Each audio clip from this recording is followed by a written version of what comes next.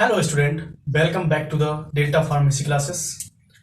And हमारे जो NDDS के लेक्चर चल रहे थे उसका ये हमारा थर्ड लेक्चर है। पिछले लेक्चर में हमने पढ़ा था, सबसे पहले हमने इंट्रोडक्शन देखा था एनडीडीएस का फर्स्ट लेक्चर में। उसके बाद सेकेंड लेक्चर में हमने सीडीडीएस एंड कुछ हमारी टर्मिनोलॉजीज थी इंपॉर्टेंट। अब हम देखेंगे कि जो सीडीडीएस को बनाने के लिए हम जो ड्रग यूज करते हैं, तो किस टाइप की ड्रग को हम सेलेक्ट करेंगे सीडीडीएस को बनाने के लिए। तो टॉपिक हमारा यही है कि सिलेक्शन ऑफ ड्रग्स फॉर सीडीडीएस, यानी कि ड्रग का सिलेक्शन करना, कंट्रोल ड्रग डिलीवरी सिस्टम की जो ड्रग है उनको बनाने के लिए।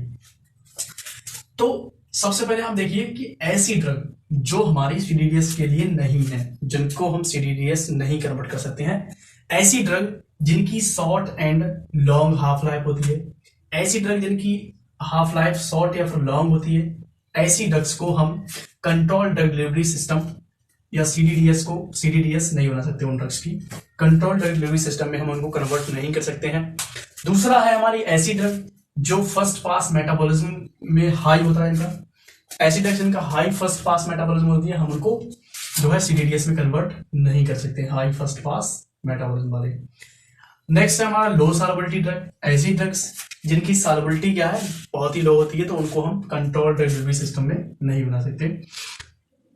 देखिए यहां पर है क्या, control drug delivery system bio availability तो इंप्रूव करता है, बट अगर उसका एब्जॉर्प्शन प्रॉपर होगा तब।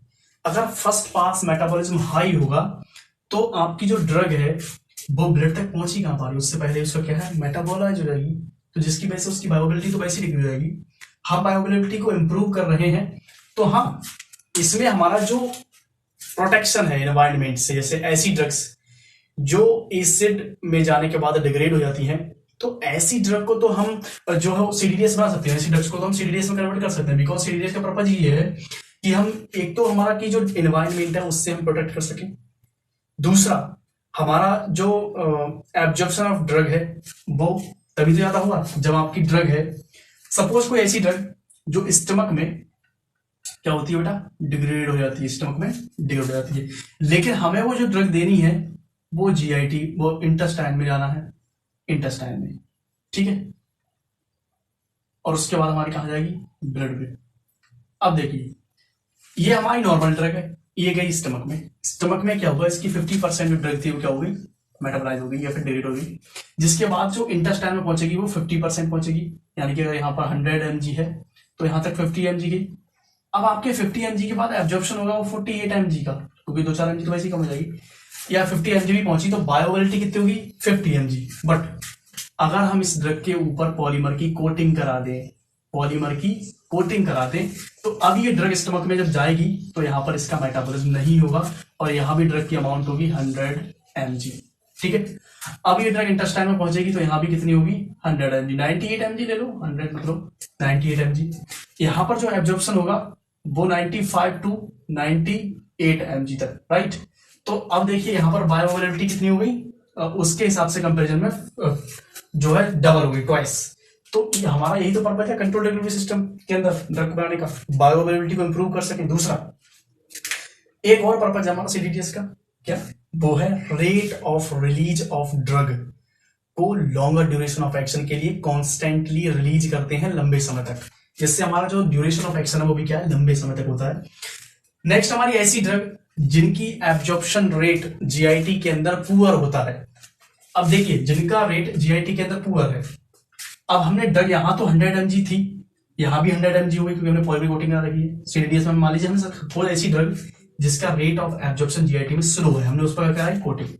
कोटिंग कराने के बाद 100 mg यहां तो आई और उसके बाद वो 98 mg इंटेस्टाइन में तो पहुंची, बट उसका एब्जॉर्प्शन रेट इंटेस्टाइन के द्वारा लो है या पुअर है, तो क्या होगा, वो ड्रग तो वैसे ही 50% भैया एब्जॉर्ब हो पाएगी यहाँ से, क्योंकि इसका रेट है इंटेस्टाइन में एब्जॉर्प्शन क्या है, स्लो है, तो उसका जो बायो अवेलेबिलिटी है वो तो ऑटोमेटिकली ही डिक्रीज होगी ना, उसकी जो बायो अवेलेबिलिटी होगी वो ऑटोमेटिक ही कम होगी, क्योंकि हमारी जो सीडीडीएस है वो यहाँ पर लागू नहीं हो रही है।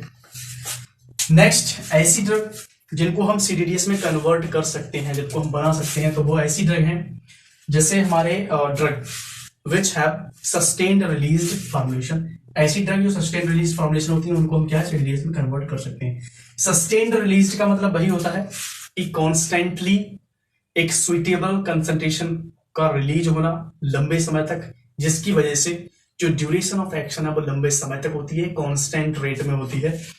और नेक्स्ट है हमारा which have good absorption and stable in GIT, जो जिसकी स्टेबिलिटी गैस्ट्रोइंटेस्टाइनल के अंदर अच्छी है और एब्जॉर्प्शन रेट अच्छा है, उसको भी हम क्या है कंट्रोल ड्रग डिलीवरी सिस्टम को बना सकते हैं, उसको सीडीएस में काउंट कर सकते हैं, राइट। नेक्स्ट हम देखेंगे अप्रोचेस। अप्रोचेस का मतलब होता है वो मेथड जिनके द्वारा हम कंट्रोल ड्रग डिलीवरी सिस्टम को डिजाइन करते हैं, बनाते हैं। तो उसके अंदर हमारे यहाँ पर मेनली 3 मेथड्स आते हैं। एक हमारा होता है एडजॉर्प्शन रिलीज सिस्टम होता है, एक हमारा होता है डिजोल्यूशन रिलीज सिस्टम होता है, एंड एक हमारा होता है आयन एक्सचेंज मेथड, ठीक है। तो यहां पर हमारे क्या है अप्रोचेस,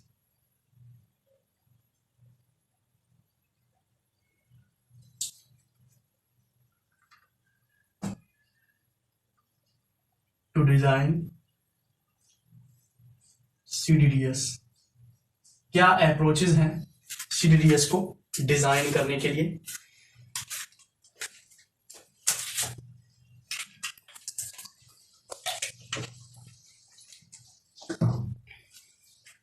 देखिए इसके अंदर हमारा 3 मेथड्स आते हैं। फर्स्ट क्या है हमारा डिफ्यूजन कंट्रोल्ड सिस्टम, दूसरा हमारा है dissolution controlled system, and third हमारा है आयन एक्सचेंज मेथड, ठीक है। हमारा जो डिफ्यूजन कंट्रोल सिस्टम है इसको हम फर्दर 2 टाइप्स में डिवाइड करते हैं।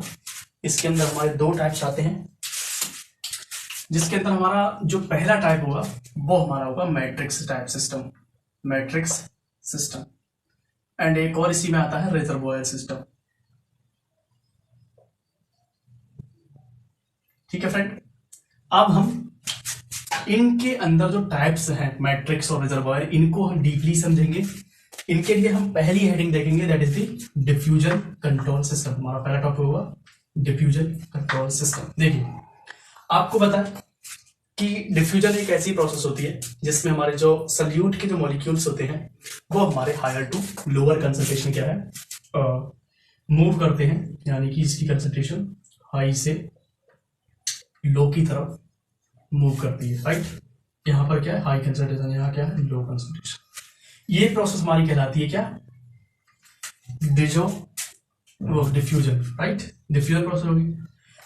अब हम अगर डिफ्यूजन जो सिस्टम है हमारा, जो डिफ्यूजन वाली जो ड्रग है वो रेट ऑफ जो डिफ्यूजन है, देखिए यहां पर जो ड्रग है वो यहां से यहां रिलीज हो रही है, मतलब कि यहां जो एब्जॉर्प्शन हो रहा है ड्रग का, जो एब्जॉर्प्शन हो रहा है वो फास्ट हो रहा है। एक समझ लीजिए इसका रेट है, सपोज दैट कि यहां पर जो हमने 100 mg पैरासीटामोल ली एडमिनिस्टर की, वो बॉडी में पहुंची, ठीक है। 30 मिनट के बाद वो डिजॉल्व हुई, और आफ्टर 35 मिनट वो ड्रग क्या हुई 100% एब्जॉर्ब हो गई बॉडी के अंदर। 35 मिनट में 100% एब्जॉर्ब होगी, तो ये तो हो गया इसका नॉर्मल, ठीक है। अब हम अगर इस डिफ्यूजन प्रोसेस है इसको हम कंट्रोल कर सकते हैं बाय यूजिंग दी पॉलीमर। जो हमारी ड्रग है उस पर हम क्या करेंगे पॉलीमर यूज करेंगे। जब फ्रेंड हमारा पॉलीमर होगा, आपको पता है कि ड्रग जो एब्जॉर्ब होती है वो कहां होती है ब्लड में, कहां से जीआईटी से, राइट, या इंटेस्टाइन बोल सकते हो। इंटेस्टाइन से ब्लड में जो रिलीज ड्रग जो एब्जॉर्ब हो रही है वो तभी तो एब्जॉर्ब होगी जब यहां पर डिजोल्यूशन अच्छा होगा। जब रेट ऑफ डिजोल्यूशन हाई होता है तभी तो एब्जॉर्प्शन ऑफ ड्रग हाई होता है। बट एक्चुअली जब हम यहां पर इसमें पॉलीमर अप्लाई कर देते हैं तो इसका डिजोल्यूशन रेट स्लो हो जाता है, जिसके कारण जो एब्जॉर्प्शन ऑफ ड्रग है वो हमारा क्या है डिक्रीज हो जाता है।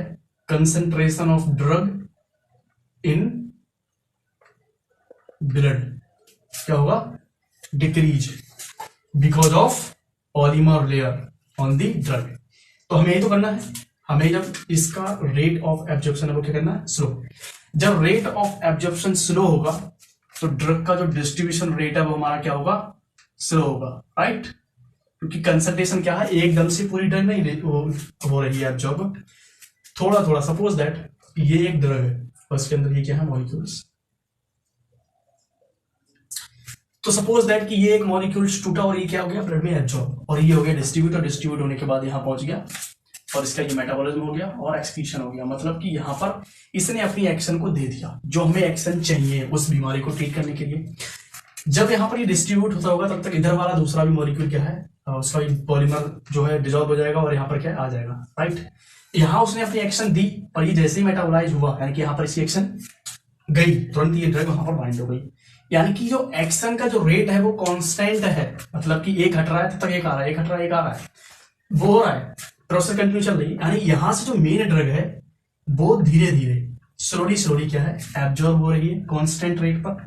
कांस्टेंट रेट पर ही उसका डिस्ट्रीब्यूशन हो रहा है, कांस्टेंट रेट पर मेटाबॉलिज्म हो रहा है, कांस्टेंट रेट पर उसे क्या है, एक्सक्रीशन हो रहा है। तो जिसकी वजह से हमारी क्या है, जो ड्यूरेशन ऑफ एक्शन है वो लंबी समय तक हो जाती है। और यही है हमारा क्या, डिफ्यूजन कंट्रोल्ड सिस्टम। हम इसमें क्या है, डिफ्यूजन ऑफ ड्रग को क्या है, कंट्रोल कर रहे हैं।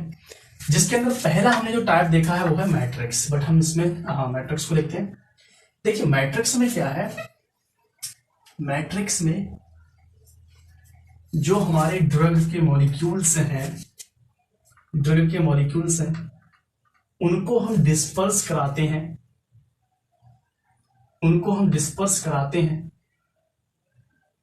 Slowly dissolving polymer. यहां पर ये क्या है, स्लोली डिसॉल्विंग पॉलीमर, ओके।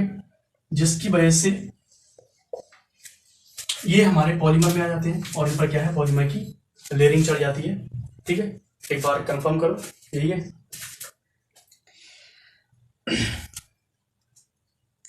हाँ देखिए, हम मैट्रिक्स सिस्टम के बारे में समझ रहे थे। हाँ, इसमें यही होता है कि ड्रग जो मॉलिक्यूल है वो होमोजीनियसली डिस्पर्स्ड हो जाते हैं इन अ कंट्रोलिंग इनसॉल्युबल मैट्रिक्स। जब ये इसमें डिस्पर्स हो जाएंगे, ओके, और जब हम इस सिस्टम को बॉडी के अंदर ले जाते हैं तो इसके अंदर जो पॉलीमर की जो लेयर जो इस पे चढ़ जाएगी ड्रग के ऊपर, वो क्या होगी फ्रेंड, वो वाटर इंसॉल्युबल है, तो एकदम से वाटर में सॉल्युबल नहीं होती है। जब वो जीआईटी के अंदर जाएगी तब जाकर के स्लोली क्या है, उसका ब्रेक डाउन होगा जो हमारा पॉलीमर है। लेकिन यहाँ पर जो पॉलीमर एक्चुअली हम यूज करते हैं वो बायोडिग्रेडेबल नेचर का होता है। ऐसा नहीं है कि डिग्रेड ही नहीं हो रहा है। अगर डिग्रेड ही नहीं होगा तो बायो अवेलेबिलिटी ऑफ डिक्रीज ही नहीं होगी, बिकॉज वो फर्स्ट पास मेटाबॉलिज्म उसका 100% हो जाएगा, जिसकी वजह से बोल सकते हैं डोज डंपिंग की कंडीशन आती है कि आपकी डोज पूरी वेस्ट हो जाएगी अगर आपने नॉन बायोडिग्रेडेबल पॉलीमर का यूज किया है तो मोस्टली हम लेते तो यहाँ पर बायोडिग्रेडेबल पॉलीमर ही है। बट जो हमारे बायोडिग्रेडेबल पॉलीमर्स होते हैं उनका एक टाइम होता है, उस टाइम में वो क्या डिग्रेड होते हैं, यानी कि थोड़ा बहुत समझ लेते हैं में। नेक्स्ट, इसी में अगर हम देखें तो इसमें हमारा क्या होता है, जो हमारे मॉलिक्यूल्स होते हैं ड्रग के मैट्रिक्स के अंदर, वो हमारे एक प्रकार से ऐसे समझ लीजिए कि ये जो मॉलिक्यूल्स हैं ड्रग के, हम इनको पॉलीमर के अंदर क्या है, बंद कर देते हैं, राइट। और बाद में आकर के क्या हो जाता है, और रिलीज होने लगते हैं धीरे धीरे, और एब्जॉर्प्शन भी धीरे धीरे होने लगता है। इसकी वजह से ड्रग हमारी क्या है, पहुंच जाती है। दूसरा हम देखते हैं रिजर्वायर सिस्टम। देखिए जो रिजर्वायर सिस्टम है ये थोड़ा अलग है।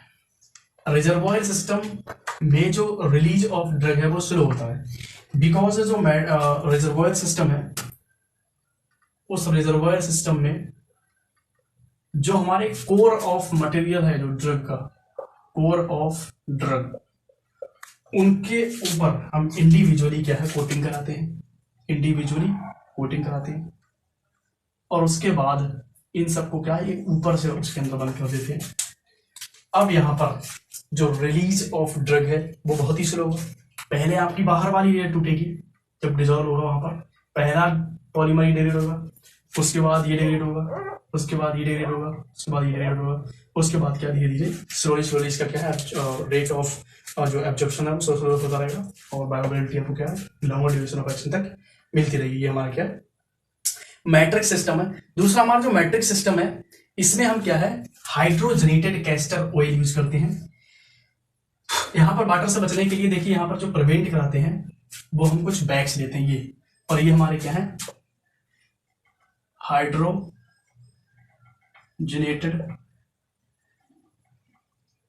Castor oil, right, hydrogenated castor oil, ठीक है। और यहाँ पर हम जो यूज करते हैं इनके एग्जाम्पल क्या है, अगर हम एग्जाम्पल भी देखें तो इसके अंदर आपके आते हैं मिथाइल सेलुलोज। मिथाइल सेलुलोज आपका एक प्रकार का सेमी सिंथेटिक पॉलीमर है जो ड्राइव्ड तो नेचुरली ही होता है, बट इसको हम कुछ केमिकल के द्वारा ट्रीट करते हैं, उसके बाद हमारा क्या मिथाइल सेलुलोज का फॉर्मेशन होता है।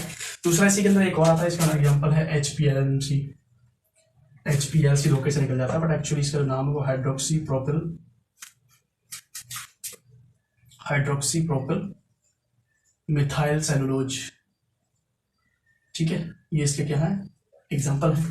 देखिए यहाँ पर जो डिफ्यूजन कंट्रोल सिस्टम है इसके अंदर जो हमारा ड्रग है ना, वो डिफ्यूजन के अंदर हम देखें तो इसको हम जो रेट ऑफ ड्रग का रिलीज है उसको हम मेजर कर सकते हैं बाय द फिक्स लॉ, क्योंकि आपने फिक्स लॉ डिफ्यूजन तो पढ़ा होगा।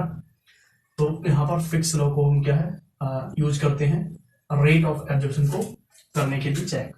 तो dN/dt is equal to ADK dot delta C/L। ये हमारी क्या है फिक्स लॉ ऑफ डिफ्यूजन है, जहां पर हम देखते हैं। और यहां पर होगा आपका एडजॉर्प्शन, ठीक है, कि आपका क्या है कांस्टेंट हो गया और कोफिशिएंट है, कांस्टेंट नहीं, एडजॉर्प्शन कोफिशिएंट, ठीक। एल यहां पर हो गई, एल यहां पर है डिफ्यूजन लेंथ पथ, जो आपकी डिफ्यूजन प्रोसेस हो रही है उस रास्ते की लंबाई कितनी है जहां एब्जॉर्प्शन हो रहा है ड्रग का, ठीक है। नेक्स्ट हमारा यहाँ पर जो बी है वो डी शो कर रही है डिफ्यूजन कोफिशिएंट को। डी क्या है डिफ्यूजन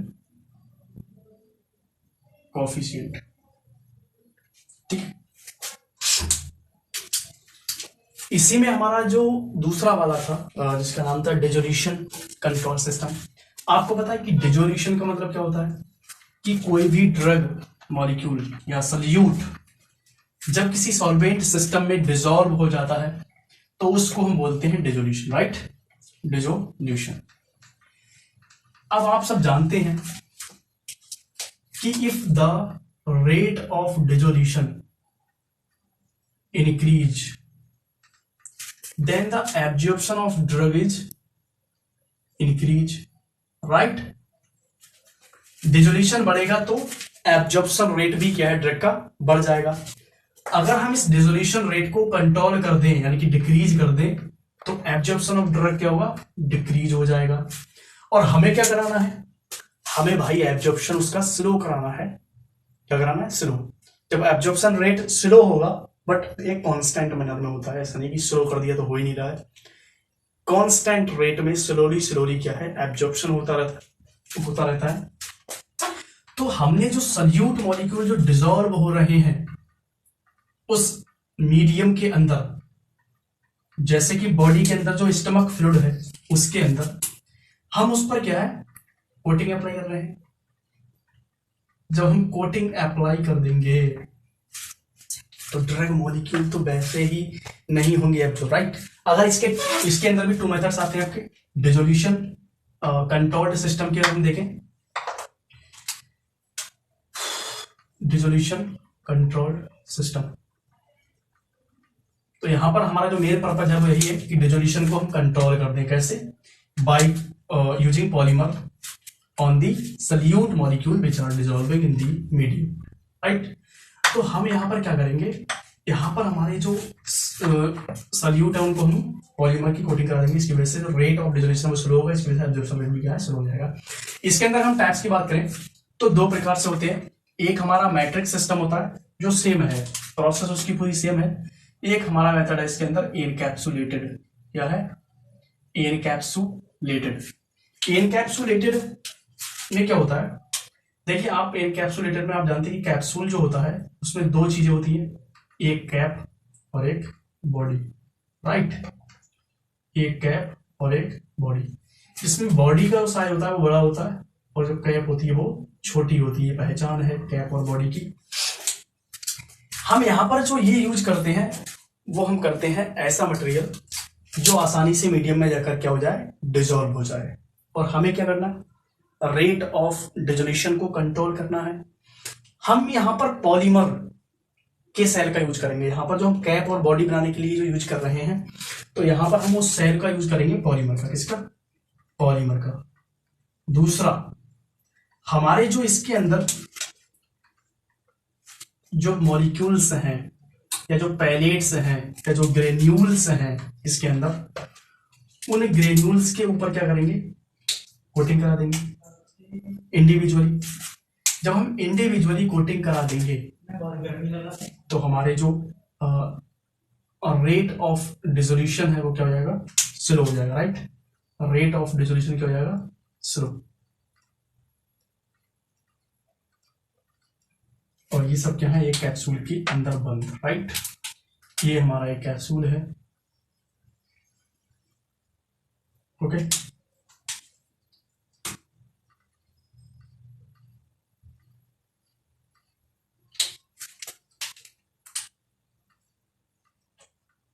अब यहां पर हमारे जो ग्रेन्यूल्स हैं उनको हमने क्या किया रखा है?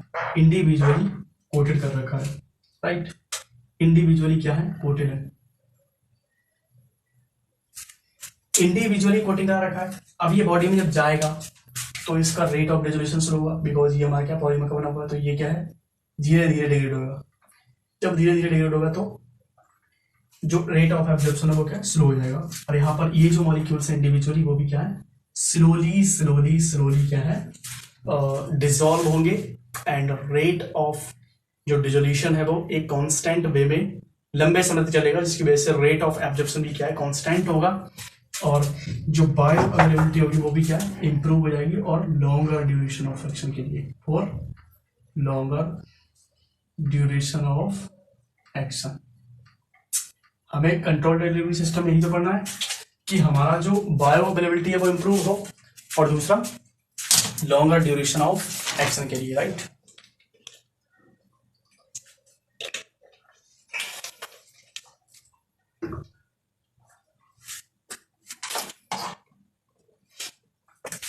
ठीक है, ये हमारा क्या है? ये हमारा एनकैप्सुलेशन प्रोसेस है। इसी के अंदर दूसरा हमारा टाइप आता है matrix type, okay. Matrix system, और इसको हम इरोजन मैट्रिक्स बोलते हैं, इरोजन सिस्टम। तो ये हमारा जस्ट सेम है जो हमने उसमें पढ़ा था डिफ्यूजन कंट्रोल सिस्टम में। डिफ्यूजन कंट्रोल सिस्टम में हमने जो मैट्रिक्स में देखा था वो ये देखा था कि हमने मैट्रिक्स में जो हमारे सल्यूट पार्टिकल थे उनको, ड्रग को हमने डिस्पर्स कराया था स्लोली डिसॉल्विंग पॉलीमर के अंदर, जिसकी वजह से हमारे क्या है जो पॉलीमर्स होते हैं वो हमारे क्या उस पर यूनिफॉर्मली क्या है कोटिंग का फॉर्मेशन कर लेते हैं ड्रग के अंदर। लेकिन एक्चुअली दोनों में डिफरेंस क्या है हम ये देखेंगे। मैट्रिक्स और जो दूसरा हमारा रिजर्वॉयर टाइप था, दोनों में एक डिफरेंस था। देखिए, जो मैट्रिक्स है, मैट्रिक्स के अंदर हमारे, मैट्रिक्स कैसे बोलते हैं? एक जाल के लिए। तो जो मैट्रिक्स है उसके अंदर हमारे जो ड्रग होती है वो एक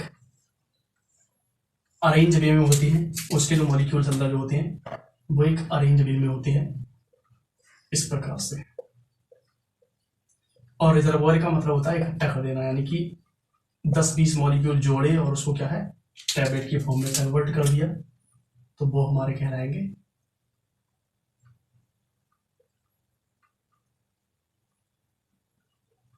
रिजर्वॉयर, राइट। ये अगर आपके एग्जांपल की मैं बात करूं, ये जो हमने CDDS बनाया है तो ये हमारा है मैट्रिक्स टाइप। क्या है? Matrix type. रिजर्वॉयर टाइप की बात करें तो रिजर्वॉयर टाइप के अंदर आपकी ये हमारे क्या है बंधुएं, और इसके अंदर हमारे क्या डिफरेंट काइंड के मॉलिक्यूल्स इस प्रकार से। ये कोई अरेंज वे नहीं है इनका, बस ऐसे भर दिए हैं एक साथ ही ऐसे। ये हमारा जो सिस्टम है इसको हम बोलेंगे reservoir controlled system, diffusion control system, okay. इस प्रकार से ये हमारा अगर एग्जांपल देखें तो ये किसका है? रिजर्वॉयर का। तो आज हमने देखा कि हम कंट्रोल डिलीवरी सिस्टम को क्या अप्रोचेज है जिसको यूज करके हम क्या है डिजाइन करते हैं CDDS को। और इससे पहले हमने देखा था कि हमारे किस प्रकार की ड्रग को हम CDDS में कन्वर्ट कर सकते हैं सिलेक्शन किया था। उसके बाद हमने देखे थे तीन टैब्स थे, जिनके अंदर पहला डिसोल्यूशन कंट्रोल सिस्टम था, पहला डिफ्यूजन कंट्रोल सिस्टम था, दूसरा डिसोल्यूशन कंट्रोल सिस्टम था, तीसरा हमारा है ion exchange method. Ion exchange method में आपको नेक्स्ट लेक्चर में पढ़ाऊंगा, लेक्चर लंबा हो चुका है। नेक्स्ट लेक्चर में आपको आयन एक्सचेंज मेथड पढ़ाऊंगा और बाकी हमारे जो इसके एप्लीकेशंस होंगे वो हम देखेंगे। तो आई होप आपको समझ में आएगा। Thank you so much.